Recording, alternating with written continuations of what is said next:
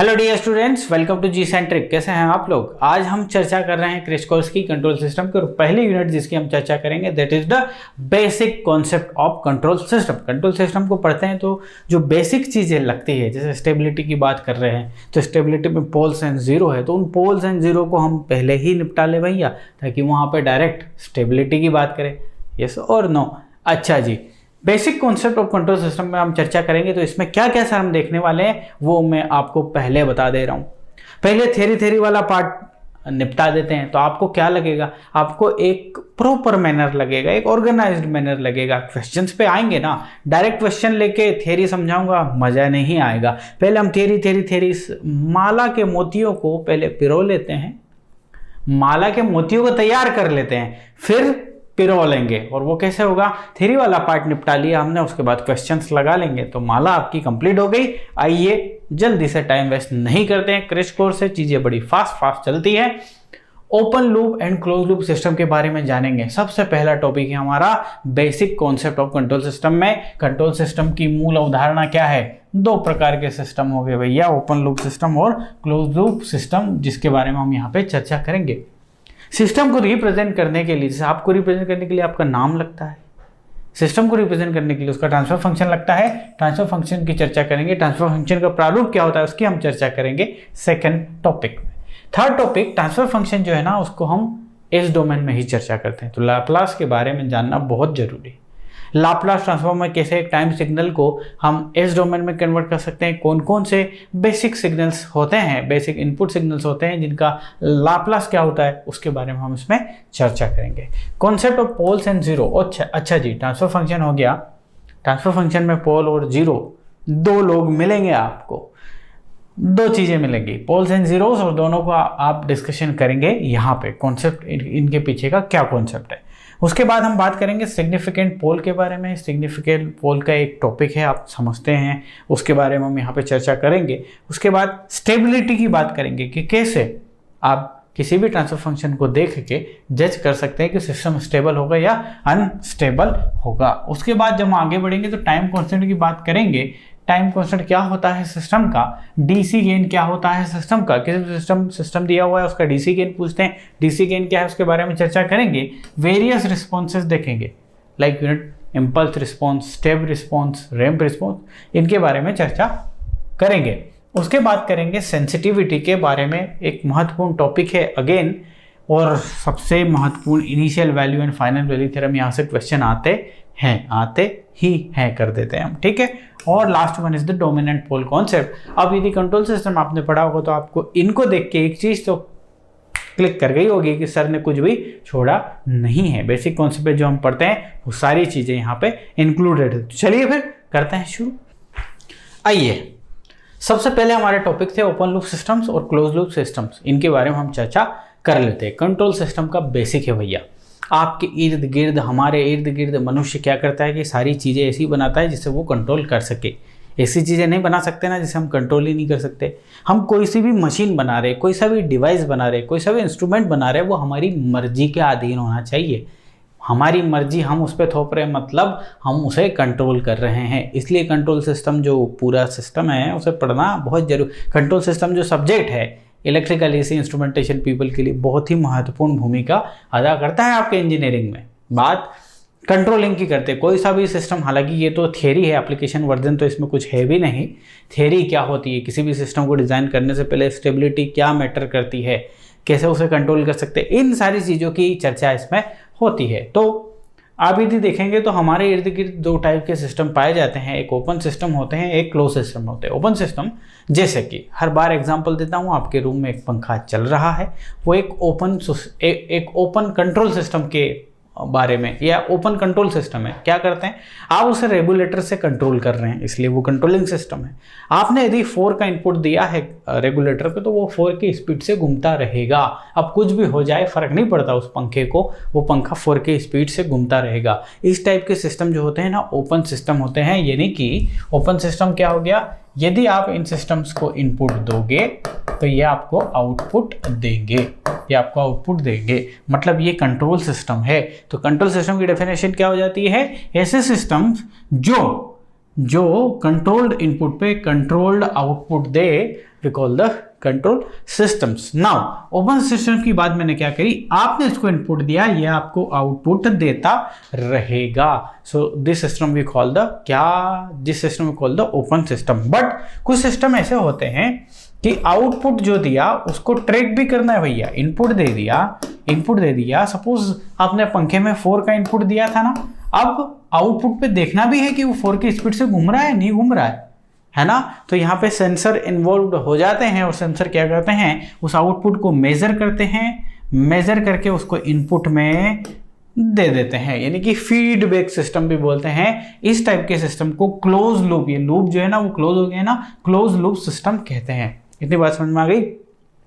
Feedback जो है sensor से यहाँ पे मेजर करते हैं सबसे पहले आउटपुट, उसको यहाँ फीडबैक कर देते हैं इनपुट स्टेज पे, फिर चेक करते हैं कि आउटपुट जो है वो जो इनपुट दिया था उसके बराबर है या नहीं है। यदि नहीं है तो कुछ एक्शन लेके उसको किया जाता है, डिजायर्ड आउटपुट प्राप्त किया जाता है। बात समझ आ गई। क्या थ्योरी पढ़ेंगे क्रैश कोर्स में। चलिए ये कहानी हमने कंप्लीट करी। क्या होता है open system, close loop system का बेस्ट डेफिनेशन क्या हो गया, आपके रूम में लगा हुआ ऑटोमेटिक एसी जो कि रूम के टेम्परेचर के हिसाब से अपनी स्पीड को कंट्रोल कर लेता है, बराबर ना। 24 डिग्री पे सेट कर दिया, आप 24 डिग्री पे सेट करने के लिए उसको जितना कोशिश करना पड़ेगा, मशक्कत करना पड़ेगा। रूम ऑलरेडी अच्छा सा ठंडा सा है, 24 डिग्री के आसपास है, उसको कम काम करना पड़ेगा। रूम 32 डिग्री सेंटीग्रेड है, उसकी मशीन को ज़्यादा काम करना पड़ेगा। परिस्थितियों के हिसाब से खुद को ढाल लेना कंट्रोल सिस्टम करता है क्लोज लूप। ये इंटेलिजेंट सिस्टम, तमाम जो इंटेलिजेंट सिस्टम है वो क्लोज लूप की कैटेगरी में हो जाते हैं, ठीक है। अच्छा जी सर, सिस्टम की आपने बात कर ली, एक सिंपल तरीके से आपने बता दिया कि सिस्टम वो होते हैं जिन्हें हम क्या करते हैं, इनपुट देते हैं, कंट्रोल्ड इनपुट समझ लीजिए। या आपको क्या देते हैं बच्चे, कंट्रोल्ड आउटपुट देते हैं। इसको क्या बोला मैं सर, इसको मैं सिस्टम बोला ना। उस सिस्टम को रिप्रेजेंट कैसे करें, ये तो एक फिजिकल सिस्टम है भैया, पंखा तो एक फिजिकल सिस्टम है, उसकी एनालिसिस करेंगे तो उसका एक मैथमेटिकल मॉडल होना चाहिए। तो मैथमेटिकल जो मॉडल है वो ट्रांसफर फंक्शन है, यानी कि इस सिस्टम की आइडेंटिटी, किसी भी सिस्टम को थ्योरेटिकली किसी भी सिस्टम को हमें एनालिसिस करना है तो उसके लिए उस सिस्टम को पहले डिफाइन करो। सिस्टम को इक्वेशन से डिफाइन करते हैं, उस इक्वेशन का एक प्रारूप है आपका ट्रांसफर फंक्शन। ट्रांसफर फंक्शन से इसे हम डिफाइन करते हैं और ट्रांसफर फंक्शन की डेफिनेशन में जब हम आते हैं, हमने दूसरा टॉपिक लिखा था ओपन लूप क्लोज सिस्टम के बाद हमने लिखा था transfer function of A system. तो ट्रांसफर फंक्शन सिस्टम का क्या होता है, उसकी आइडेंटिटी होती है और इसको हम मैथमेटिकली कैसे देते हैं, आउटपुट जो है ना उसको आप लाप्लास डोमेन में ले लो, यानी कि Laplace transform of output upon Laplace transform of input. ये जो है ना ट्रांसफर फंक्शन की डेफिनेशन है। यहाँ पे एक कंडीशन ये है कि all initial conditions of the system should be 0। 3 बार ये क्वेश्चन आया गेट एग्जामिनेशन में। The transfer function is, 4 option दे दिए, उसमें से एक ऑप्शन था Laplace transform of output divide by Laplace transform of input provided all initial conditions are 0, ठीक है। अच्छा, क्यों 0 क्या कहा, ये तो हम फुल कोर्स में डिस्कशन कर चुके हैं, तो अंदर जाएंगे तो फिर यही फुल कोर्स बन जाएगा, बराबर। अच्छा, आपने एक बात सीख ली, सर सिस्टम को रिप्रेजेंट करना है तो ट्रांसफर फंक्शन चाहिए। ट्रांसफर फंक्शन आपको सिस्टम आपको आउटपुट देगा, सिस्टम को आप इनपुट दोगे और ट्रांसफर फंक्शन की आपने डेफिनेशन डिफाइन कर दी कि this is nothing but Laplace transform of output divide by Laplace transform of input provided all initial conditions equal to 0। क्यों डबल बार लिखा, डबल बार इसलिए लिखा कि अब हम यहाँ पे आएंगे और बात करेंगे कि ट्रांसफर फंक्शन तो सर लाप्लास है, इसमें तो लैप्लास की बात कर लेते। लैप्लास का काम क्या, लैप्लास की बात कर लेते। समझते जाइएगा ध्यान से, है ना, बड़ा मजा आएगा आपको। मैं फास्ट पढ़ाऊंगा, बोर नहीं करूंगा, जबरदस्ती के झिलाने की कोई बात नहीं है। क्रैश कोर्स है, सारे कॉन्सेप्ट करेंगे और क्वेश्चन करेंगे बस, यस और नो। लैप्लास कोई भी सिग्नल या कोई भी इक्वेशन यदि आपकी टाइम डोमेन में हो और आप उसे एज डोमेन में ले जाना चाहें, किस डोमेन में ले जाना चाहें, एज डोमेन में, तो एक टूल लगता है और उस टूल को हम बोलते हैं लाप्लास ट्रांसफॉर्म। क्या बोलते हैं भैया, लाप्लास ट्रांसफॉर्म। क्या काम है इसका काम है आपके टाइम डोमेन में कोई इक्वेशन है उसे एस डोमेन में करना। अच्छा, क्यों करते हैं इस सिस्टम को, ये एक सिस्टम दिया है, टाइम डोमेन में एक सिस्टम दिया है, इसकी इक्वेशन जो है, इसकी जो भी इक्वेशन होगी वो टी के फॉर्म में होगी। इसके फॉर्म में क्यों कन्वर्ट कर रहे हैं बच्चा, दिक्कत क्या आती है कि टाइम डोमेन में किसी भी सिस्टम को एनालिसिस करना थोड़ा मुश्किल है। क्या है, टफ है, मुश्किल है। तो इस उस मुश्किल को आसान करने के लिए हम एस डोमेन में इसे कन्वर्ट करते हैं, और एस डोमेन में किसी भी सिस्टम को एनालिसिस करना इजी है। क्यों कर रहे हैं सिस्टम को एनालिसिस? अरे भाई सिस्टम डिजाइन कर रहे हैं तो उसको एनालिसिस तो करना पड़ेगा, यस और नो। चलिए इतनी बात समझ में आ गई। तो यहां से क्या निकल के आता है कि सर लाप्लास ट्रांसफॉर्म के बारे में तो पढ़ना पड़ेगा। क्या होता है लाप्लास ट्रांसफॉर्म को देखना पड़ेगा, उसकी डेफिनेशन को देखना पड़ेगा, उसके फॉर्मूले को देखना पड़ेगा। देखो प्यारे बच्चे, यदि आपका टाइम डोमेन में एक फंक्शन है ft, आप उसे लाप्लास में कन्वर्ट करना चाहते हो fs, तो fs जो होगा वो होगा क्या? वो होगा आपका माइनस इनफाइनाइट से infinite F T E to the power minus S T D T, ये उसका फॉर्मूला है। इसके अंदर जाने की जरूरत है क्या? नहीं सर, क्रिच कोर्स पढ़ा रहे हैं, फुल कोर्स पढ़ा है, क्रिच कोर्स फुल कोर्स में सारी चीजें हैं, देख लेना ना राजा। तो ये एक फंक्शन है, आप टी डोमेन जो भी है उसको यहाँ रखो, e to the power minus S t से मल्टीप्लाई करो, माइनस इन्फिनिटी से इन्फिनिटी इंटीग्रेशन कर दो, आपको एफ एस मिल जाएगा। Unilateral Laplace transform in general देखते हैं तो आप ये 0 से इनफाइनाइट ओनली लेंगे, f T E to the power minus S t और डी टी, सारी कहानी यहाँ से आप कर देंगे। इतनी बात समझ में आ गई आपको? आगे बढ़ते हैं, ठीक है।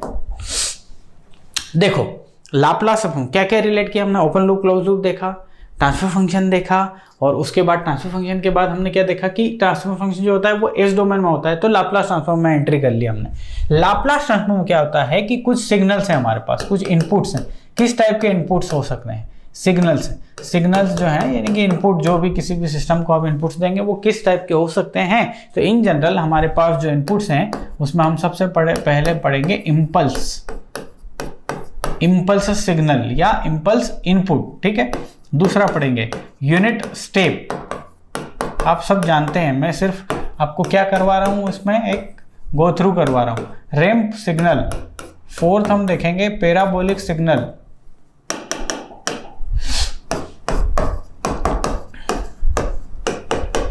पैराबोलिक सिग्नल, और फिफ्थ वन हम देखेंगे साइनोसॉइडल सिग्नल्स।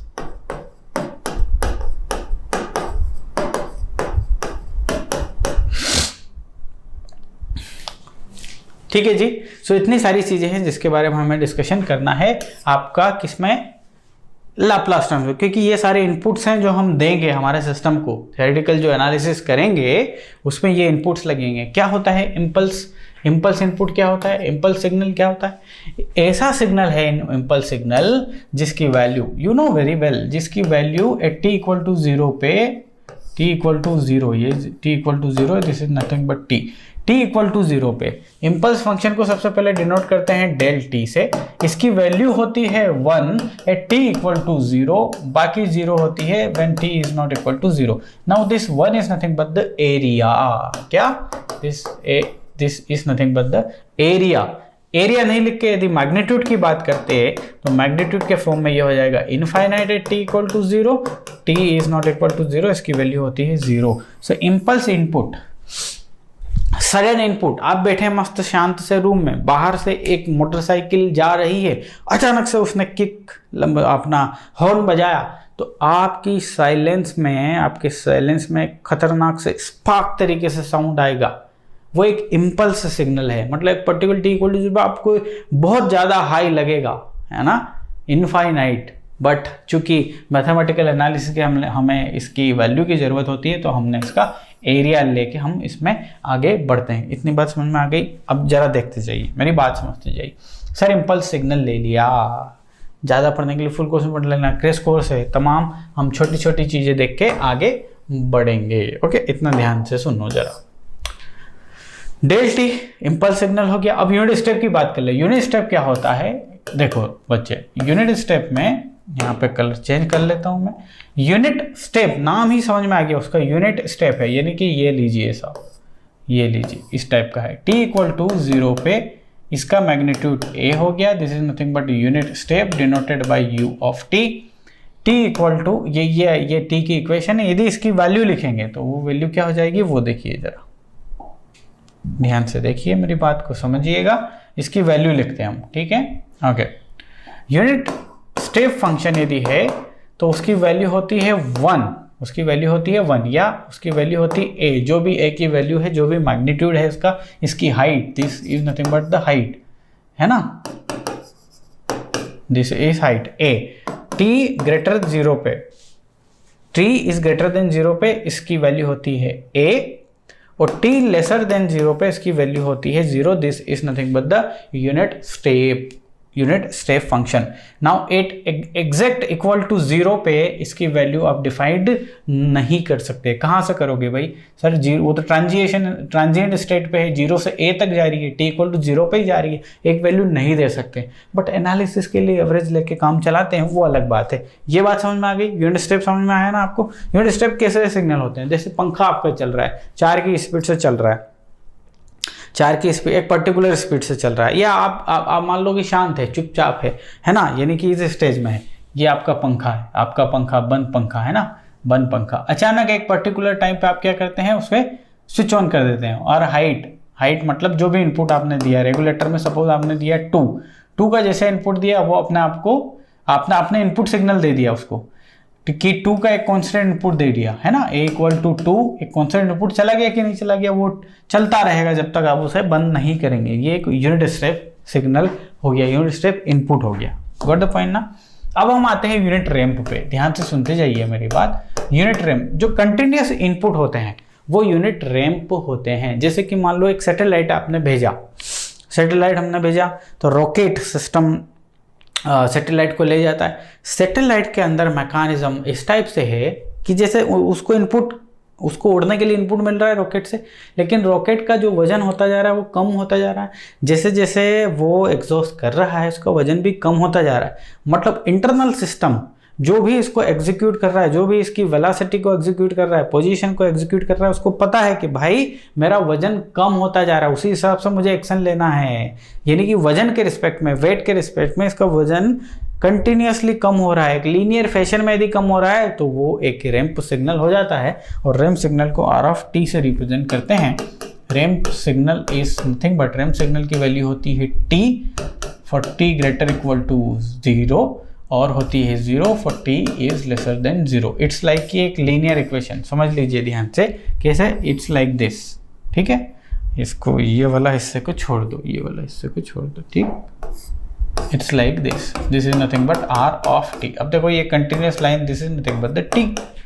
आगे बात समझ में है ना? t जैसे ही 0 है इसकी वैल्यू है t लेसर में इसकी वैल्यू हो गई 0। So this we call the ramp input. क्या बोलते हैं? Ramp input. So continuous input, ये एक कंटिन्यूअस इनपुट है और लगातार बढ़ रहा है। आप एक दीवार को धक्का लगा रहे हो और वो दीवार समझ लो या कुछ ऑब्जेक्ट है, उसे आप धक्का लगा रहे हो लेकिन वो हट नहीं रहा, तो आप क्या करोगे? फोर्स बढ़ाओगे, आप बढ़ा रहे हो जितनी आपकी शक्ति है। तो ये एकदम लगातार जो प्रोसेस चल रही है, ये क्या हो गई? ये यूनिट रैंप इनपुट हो गई, ठीक है? पैराबोलिक की बात करते हैं। P ऑफ t से यदि रिप्रेजेंट कर दूं तो पैराबोलिक, अब या पैराबोलिक क्या हो गया भैया? जो इस टाइप की फैशन थी अब वो इस टाइप की फैशन रहेगी, पैराबोलिक फैशन रहेगी, दैट्स इट, ठीक है? इसको t² लिख लीजिए, t²/2 लिख लीजिए, कुछ भी लिख लीजिए, फर्क नहीं पड़ता, बता दूंगा क्यों लिखा है। और ये इसकी वैल्यू है 0 फॉर t लेसर देन 0। इतनी बात समझ में आ गई ना? ठीक है? अब देखो लाप्लास ट्रांसफॉर्म में क्या करना है कि सारे जो स्टैंडर्ड सिग्नल्स हैं उनका लाप्लास ट्रांसफॉर्म क्या होता है वो देखेंगे हम, ठीक?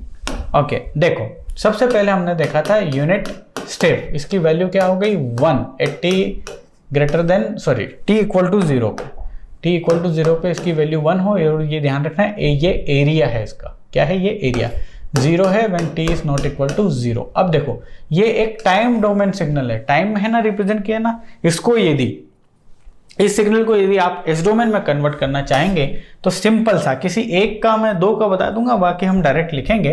मान लो f ऑफ s निकालना होता तो क्या करते आप? इसको आप करते डेल t e to the power minus st और dt, ठीक है? माइनस इन्फिनिटी से इन्फिनिटी, यूनिलेटर लेंगे तो 0 टू इन्फिनिटी। ओके, नाउ इसकी वैल्यू एक ही जगह पे एग्जिस्ट करती है, दैट इज नथिंग बट क्या? वो जगह क्या है भैया? वो जगह है आपकी 0, t इक्वल टू 0। यदि t इक्वल टू 0 कर दूं, यदि यहाँ पे मैं t इक्वल टू 0 कर दूं तो इसकी वैल्यू 1 ही आएगी। क्या आ रही है इसकी वैल्यू? 1, इसकी वैल्यू 1 आएगी, है ना? सिग्नल सिस्टम में पढ़े हो ना, कैसे आएगी, कैसे इंटीग्रेशन सोल्व करना है। अरे भाई डेल टी जो है ना वो कहीं पे एग्जिस्ट नहीं करता, सिर्फ एक जगह एग्जिस्ट करता है, that is the T equal to zero. T equal to zero पे इस इंटीग्रेशन की क्या वैल्यू है, बस उसी की बात कर दो, उसी की बात करनी है हमें। क्या हो गई इसकी वैल्यू 1। ओके, तो इसका ट्रांसफॉर्म क्या होता है 1 होता है। इसकी जगह यदि यूनिट स्टेप रहता, यूनिट स्टेप में ध्यान से देखो, इसकी जगह यूनिट स्टेप रहता तो unit step is nothing but value हो गई उसकी a फॉर t ग्रेटर 0 के लिए, ठीक है, और इसकी वैल्यू हो गई 0 फॉर t लेसर देन 0 के लिए। अब ध्यान से देखना, यदि इसका आपको लाप्लास ट्रांसफॉर्म करना होता, यानी कि इस पर्टिकुलर फंक्शन का आप Laplace transform of u of t कर रहे होते, लाइक दिस कर रहे होते, आप क्या किए होते, इंटीग्रेशन माइनस इन्फिनिटी से इनफाइनाइट यूनिलैटरल कर सकते हैं u of t e to the power minus S T and dt, है ना। Now t equal to minus infinity से 0, तो इसकी वैल्यू 0 है यूनिट स्टेप की। इसकी वैल्यू सिर्फ और सिर्फ कहाँ से, 0 से इनफाइनाइट तक है, ये मैंने चेंज कर दी, और 0 से इनफाइनाइट में इसकी वैल्यू क्या है, a है, and this is nothing but e to the power minus S T dt। Now integration आपको सिखाएं कि आता है, a कॉन्स्टेंट है, बाहर आ जाएगा, e to the power minus S T divide by minus S T, ये क्या हो जाएगा भाई, माइनस एस ओनली। ओके, ये हो जाएगा इसका इंटीग्रेशन, और लिमिट क्या डाल दो, 0 से इनफाइनाइट। तो ध्यान से देखना, जरा ध्यान से देखना, a बाहर है, e to the power minus S T, E to the power t की जगह इन्फिनिटी रखो, इट्स लाइक दिस, ये माइनस एस भी बाहर निकाल दो आप, है ना, minus e to the power 0 रखो, 0 रखो, तो this is nothing but a upon minus S, और ये इसकी वैल्यू क्या है, इसकी वैल्यू 0 है, माइनस 1 है, so this is nothing but a by S. यह क्या हो गया, ट्रांसफर फंक्शन हो गया। किसका ट्रांसफर फंक्शन हो गया, यूनिट स्टेप फंक्शन का। यानी कि यहाँ से अभी दो चीजें देखी, सर यदि आपको डेल ऑफ टी को ट्रांसफॉर्म करना है तो इसकी वैल्यू होती है 1, लाप्लास में इसकी वैल्यू क्या है 1 है। यदि u ऑफ टी है और इसको यदि ट्रांसफर करना है, इसकी वैल्यू क्या है a बाई एस, a की वैल्यू यदि 1 है तो 1 बाई एस, ठीक है। u of T, a u of T लिख लीजिए, तो a बाई एस है, सिर्फ u ऑफ टी, इसका मतलब मैग्नीट्यूड 1 है, a बाई एस या 1 बाई एस, समझ गए बात को। ओके, सिमिलरली यदि आप रैंप इनपुट लोगे, रैंप इनपुट को t u ऑफ t भी हम लिख सकते हैं, बराबर ना।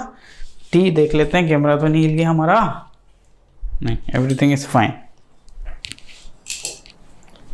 इसको t u t भी करते हैं। इसकी यदि बात करेंगे तो ये आ जाएगा 1 upon S square, 1 upon S square Laplace है, कर लेंगे आप। तो इसका एक बेहतरीन तरीके से काम करते हैं, t की एनी पावर का यदि हम करना चाहें तो वो हो जाएगा factorial n upon S to the power n plus 1। ध्यान रखिएगा, t to the power n u of t, इसका होगा ये। अब देखो आपके पास यदि पैराबोला फंक्शन होता, पैराबोला क्या होता है भाई, पैराबोला होता है टी स्क्वायर और u ऑफ टी से मल्टीप्लाई कर दीजिए फॉर द यूनिलैटरल फंक्शन, ठीक।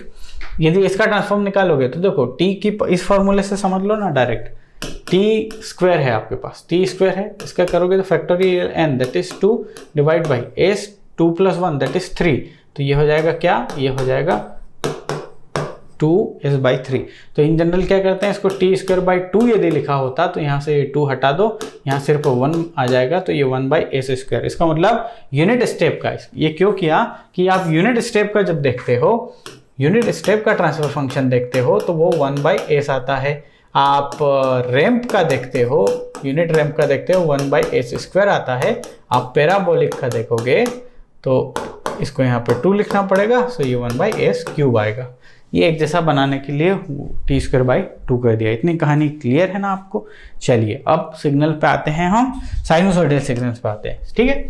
साइनोसॉइडल सिग्नल में आपके पास है साइन ओमेगा नॉट टी ले लेते हैं और एक है कॉस ओमेगा नॉट टी। ये दो फंक्शंस हैं, आप जानते हैं ना, ऑसिलेटरी फंक्शंस हैं ये। यदि कंटिन्यूस ऑसिलेटरी सिग्नल्स दें हम किसी भी सिस्टम को, कंटिन्यूस वाइब्रेशन दे रहे हैं, कंटिन्यूस ऑसिलेशन है, तो वो किस कैटेगरी में आएगा, sinusoidal signal, sinusoidal function. Similarly cos और कोसाइन और साइन दोनों एक ही कैटेगरी में है, ऑसिलेटरी है, सस्टेन्ड ऑसिलेशन बोलते हैं। अब साइन ओमेगा नॉट टी को यदि आप लाप्लास ट्रांसफॉर्म करोगे तो वह आएगा omega naught T S square plus omega naught square. यदि आप cos ओमेगा नॉट टी को करते हैं तो वो आएगा s divide by S square plus omega naught square. इतनी बात समझ में आ गई? याद रहेंगे ना चीजें? Okay good.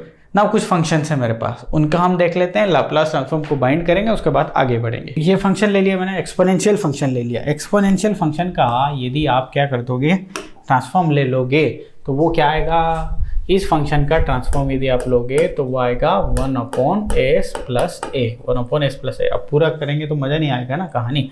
So it's like देखो u ऑफ t का क्या होता है, 1/s होता है, उसमें यदि आपने मल्टीप्लाई कर दिया e to the power minus a t का तो ये s जो है इसमें प्लस a हो गया। यदि यहाँ पे e to the power a t u t होता, इसका ट्रांसफॉर्म यदि आप करते तो वो क्या हो जाता है, s माइनस a। आ गई बात समझ में? इसको फ्रीक्वेंसी शिफ्टिंग कहते हैं। ये frequency s equal to j omega होता है, you know omega is nothing but the frequency shift भी कर सकते हैं। यदि एक्सपोनेंशियल टर्म का गुणा होगा, मल्टीप्लाई होगा टाइम सिग्नल में, time signal this is time signal, उसमें यदि एक्सपोनेंशियल टर्म का गुणा होगा तो फ्रीक्वेंसी में शिफ्टिंग हो जाएगी उसके, ये जो एक्सपोनेंशियल है इसका ये जो है ए, इससे मल्टीप्लाई हो जाएगा। सिमिलरली इसका उल्टा भी हम देख लेते हैं। यदि ut माइनस ए का यदि आप लाप्लास निकाल रहे होते तो वो आता e to the power minus a s by s. ठीक है, देखो सिंपल u ऑफ t रहता तो 1/s आता, बट यहाँ यदि ये टाइम शिफ्टिंग बोलते हैं, सब टाइम को शिफ्ट कर दिया ना आपने, दिस इज टाइम शिफ्टिंग। यदि टाइम शिफ्टिंग कर दी तो इधर एक्सपोनेंशियल टर्म आ गया, इधर एक्सपोनेंशियल टर्म था तो फ्रीक्वेंसी शिफ्ट हो गई, इधर टाइम शिफ्ट था तो इधर फ्रीक्वेंसी अपना एक्सपोनेंशियल टर्म आ जाएगा। इतनी कहानी क्लियर? अरे आपको सब पता है रे, मैं तो आपको सब रिकॉल करवा रहा हूँ, इसीलिए तो इसे कहते हैं क्या, क्रैश कोर्स। डिफरेंशिएशन प्रॉपर्टी ले लेते हैं। क्या है differentiation property? D by D T of F T. यदि इसका आपको लाप्लास लेना पड़ जाए तो डी बाई डी टी जो है ना वो हो जाता है s, f s, like this, provided initial conditions are zero. Initial conditions are zero. अच्छा, इनिशियल कंडीशन जीरो नहीं हो मान लो, और ये इसको अपन एक nth टर्म के लिए ले लेते हैं, f ऑफ t ऐसा ले लेते हैं। यदि आपको लाप्लास लेना होता तो nth पावर है ना, तो s to the power n f s आ जाता, माइनस s टू द, इसको ड्रॉप करते जाओ, s to the power n minus 1, और यहाँ पे जो भी फंक्शन है उसमें t इक्वल टू 0 पुट करो। फिर आगे बढ़ो, माइनस एस एन माइनस 2, इसका डिफरेंशिएशन लो, उसमें 0 पुट करो। फिर आगे बढ़ो, एस एन माइनस 3, इसका डबल डिफरेंशिएशन करो, उसमें 0 पुट करो। कहाँ तक चलेगी ये कंडीशन चलेगी जहाँ तक ये खत्म नहीं हो जाए एस की पावर। आगे बस समझे, ये डिफरेंशिएशन प्रॉपर्टी है ना। यानी कि मैं आपको यदि ले लेता कि D square D T square of F T, ऐसा यदि ले लेता क्या होता, S square F S, initial condition 0 नहीं है, माइनस इसकी पावर एक ड्रॉप हो जाएगी, एफ दिस माइनस एस की पावर अब यहाँ पे वेनिश दिस, ये हो जाता। समझ गए? नाउ यदि पावर 3 होगी यानी कि ट्रिपल डिफरेंशिएशन होगा, आप आराम से कर लोगे। ठीक है, ओके। डिफरेंशिएशन की बात हो गई तो सर इंटीग्रेशन की भी बात कर लो। चलो इंटीग्रेशन की भी बात करो। यदि आपका फंक्शन है F of T D T, यदि इसका लाप्लास ट्रांसफॉर्म रहता तो वो हो जाता 1/s of F S, provided all initial condition था 0। इस बात का ध्यान रखना, रेयरली यूज होगा बट फिर भी बताना जरूरी है। देखो इंटीग्रेशन ने क्या किया, इंटीग्रेशन ने आपको 1/s दिया, यानी कि यदि आपके पास इंटीग्रेशन है तो वो लाप्लास में 1/s दे रहा है। यदि आपके पास डिफरेंशिएशन है तो वो लाप्लास में s दे रहा है। यहाँ से एक चीज़ निकल के आई। ठीक है, ओके। एक और कहानी है, और कहानी ये है कि वो है लिनियरिटी प्रॉपर्टी। यदि आप f ऑफ t है आपके पास, यदि आपके पास सिग्नल है f ऑफ t, उसमें यदि a का मल्टीप्लाई है तो जब इसका लाप्लास रहेगा उसमें भी a का मल्टीप्लाई रहेगा। बात खत्म है। लिनियरिटी प्रॉपर्टी, जो इसमें मल्टीप्लाई करोगे वो इसमें होगा, कांस्टेंट का कुछ नहीं होना जाना। ठीक, एक और प्रॉपर्टी ले लेते हैं। f ऑफ t लिया, यदि उसमें t का मल्टीप्लाई कर दिया तो अब क्या होगा, चलो t की पावर n का मल्टीप्लाई कर लेते हैं, -1 की power n d by D S of F S कर लेंगे, n-1 तक डिफ्रेंशिएशन करेंगे इसको, कुछ इस टाइप से आ जाएगी कहानी। ठीक है, यदि देखो जरा ध्यान से, यदि हमारे पास होता क्या, टी स्क्वायर फंक्शन ले लो u ऑफ t, तो इसका आप जानते हो ना क्या होता है, आप तो इसका जानते हो फैक्टोरियल 2/s3 हो जाता है, यानी कि 2/s/3 होता है। बट इस फॉर्मूले से करने की कोशिश करते हैं, ध्यान से सुनना मेरी बात को। ओके, इस फॉर्मूले से करने की कोशिश करते हैं। ओके चलो, t to the power n, तो -1 टू द पावर 2 हो गई, d/ds कितने टाइम ले लो, 2 है तो एक ही बार ले लो, ऑफ fs मतलब इसका ये क्या होता है, 1/s होता है। आगे बात समझ में? तो ज़रा ध्यान से देखो, इसकी वैल्यू तो हो गई 1, और ये इसको मैं क्रॉस वेरीफाई करने के लिए ही एक्चुअली कर रहा था, ये -s²। ओके, तो यहाँ n नहीं आएगा, n-1 नहीं आएगा, यहाँ पे n आएगा। ठीक है, बस ये ध्यान रखना, ये हो जाएगी, जितनी यहाँ मल्टीप्लाई करोगे वो मल्टीप्लिकेशन यहाँ आ जाएगा। कहानी खत्म हो गई आपकी। आप करोगे तो ये सेम टू सेम कहानी आपकी घटित होने वाली है। इसमें यदि ये फार्मूला लगाओगे तो ये घट जाएगी। इस फार्मूले को करेक्ट करने के लिए मैं क्रॉस वेरीफाई कर रहा था, ये काम आ सकता है आपको। तो लाप्लास में हमने क्या देख लिया, अलग अलग फंक्शंस के लाप्लास भी देख लिया। ये लाप्लास एक्चुअली क्या होता है, ये काम नहीं आएगा, बहुत रेयरली कंट्रोल में लगेंगी चीज़ें, क्योंकि आगे आने वाली यूनिट्स में चीज़ें अलग ही वे में जा रही हैं, लेकिन समझाना जरूरी था क्योंकि ट्रांसफर फंक्शन यहीं से बनता है। नाउ अगले लेक्चर में बात करेंगे, इसी से आगे बात करेंगे। ठीक है।